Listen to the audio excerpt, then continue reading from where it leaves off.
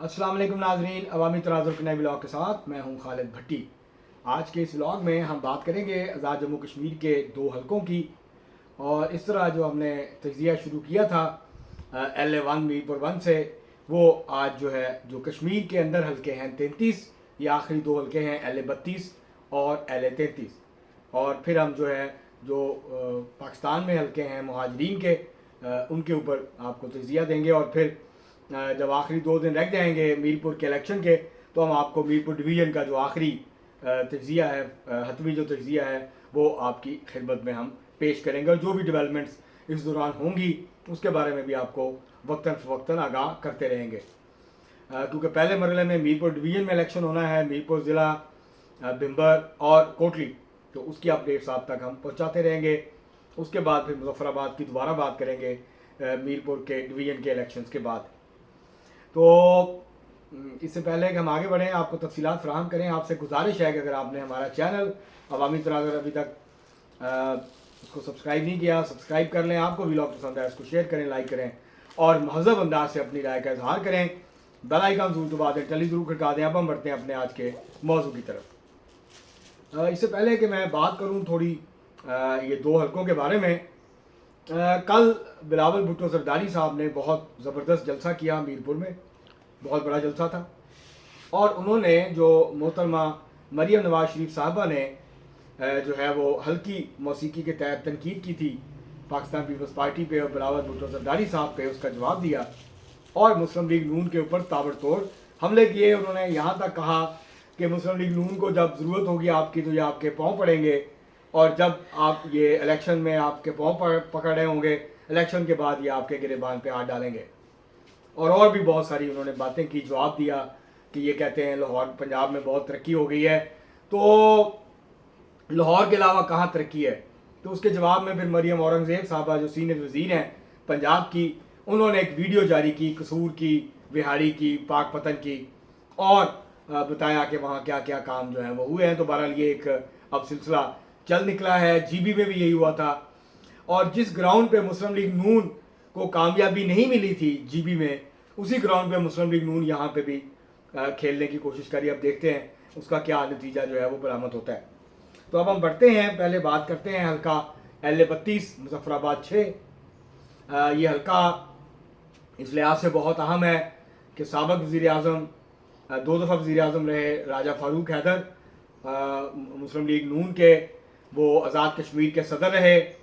अब वो यहाँ से इलेक्शन लड़ रहे हैं और उनका मुकाबला अपने रवायती हरीफ जो है वो साहबजादा मोहम्मद इशफाक ज़फ़र के साथ है।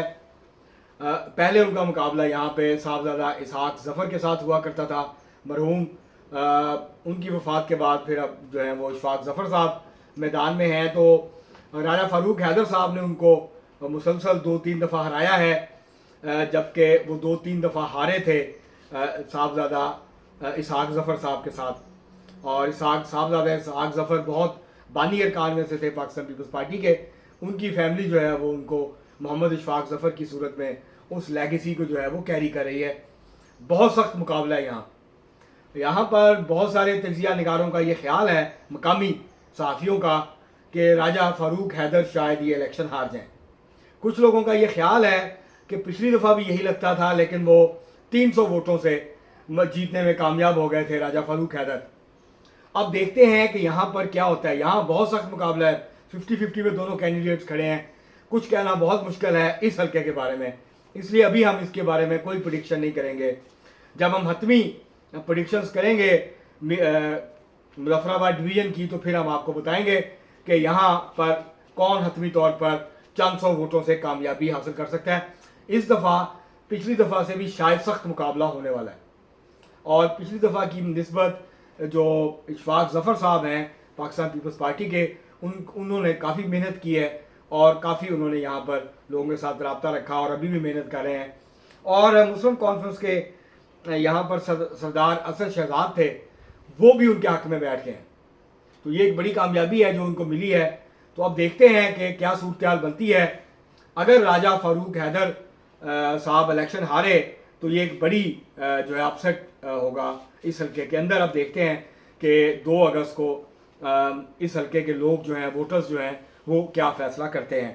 تو یہاں یہ دونوں بڑے امیدوار ہیں, انہی کے درمیان مقابلہ ہے اور انہی کے درمیان فیصلہ ہونا ہے کہ کیا جو ہے, کیونکہ راجہ فاروق حیدر بھی وزیر اعظم کے امیدوار ہیں, سینئر 3 رہنما مسلم لیگ نون کے آزاد کشمیر میں, اور اگر جیتے تو صاحبزادہ اشفاق ظفر صاحب پہلی ان کو انتخابی کامیابی جو ہے وہ ملے گی. اگر ہم بات کریں LA-33 کی, یہ وادی لیپا کا حلقہ ہے. یہاں پر چودھری محمد رشید مسلم لیگ نون کے امیدوار ہیں, دیوان علی چغتائی پاکستان پیپلز پارٹی کے امیدوار ہیں, گوہر زمان عباسی جو ہیں یہ مسلم کانفرنس کے امیدوار ہیں, عبدالجبار چودھری یہ جو ہیں امیدوار ہیں استحکام پاکستان پارٹی کے. اس وقت اگر ہم اس حلقے کی جو ہے وہ صورتحال کو دیکھیں تو 5 یونین کونسلیں ایسی ہیں جہاں پر سخت مقابلہ ہے دیوان علی چغتائی کا اور چودھری محمد رشید کا. ان 5 میں سے 4 میں یونین کونسلز میں جو ہے وہ برتری حاصل ہے چودھری محمد رشید صاحب کو. ان کی پوزیشن دیوان علی چغتائی سے بہتر جو ہے وہ مقامی صحافی جو ہیں وہ بتاتے ہیں کہ ان کی پوزیشن بہتر ہے. ایک یونین کونسل میں چودھری عبدالجبار جو ہیں ان کا اور چودھری رشید کا مقابلہ ہے. 2 یونین کونسلز میں ان کا مقابلہ ہے. ایک میں چودھری محمد رشید صاحب کی پوزیشن بہتر ہے, ایک میں عبدالجبار چودھری جو ہیں وہ ٹف ٹائم دیتے ہوئے نظر آتے ہیں ان کو, عبدالجبار چودھری کو. تو 2 یونین کونسلز میں دیوان علی چغتائی تیسرے نمبر پہ ہیں, جبکہ چودھری رشید صاحب کا اور عبدالجبار چودھری جو استحکام پاکستان پارٹی کے امیدوار ہیں ان کے درمیان مقابلہ ہے.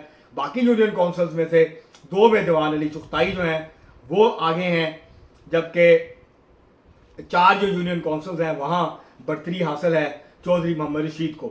اب فیصلہ اس بات پہ ہونا ہے کہ جہاں چودھری محمد رشید کو جن یونین کونسلز میں برتری حاصل ہے تو وہ جو یونین کونسلز ہیں وہاں پہ کتنی بڑی لیڈ ملتی ہے چودھری محمد رشید کو.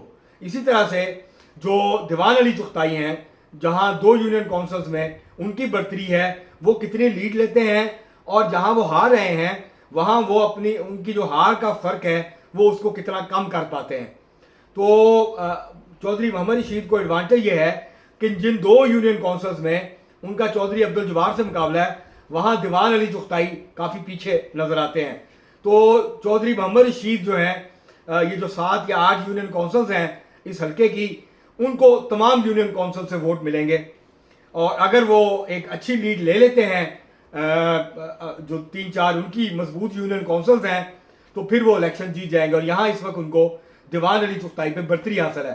دیوان علی چغتائی کیا کر رہے ہیں کہ وہ اپنے حلقے میں کم ٹائم گزار رہے ہیں, ان کی زیادہ توجہ ہے کہ اشفاق ظفر صاحب جو 7 والے حلقے میں ہیں LA-32 میں وہ کوشش کر رہے ہیں کہ اگر وہ ہار رہے ہیں تو کیونکہ راجہ فاروق حیدر صاحب لے کے آئے ہیں چودھری رشید صاحب کو اس حلقے میں اور دیوان علی چغتائی کو اب شکست کا سامنا ہے, تو وہ اس پہ زور لگا رہے ہیں کیونکہ ان کا انفلوئنس ہے دوسرے حلقے میں جہاں راجہ فاروق حیدر اور اشفاق ظفر صاحب الیکشن لڑ رہے ہیں.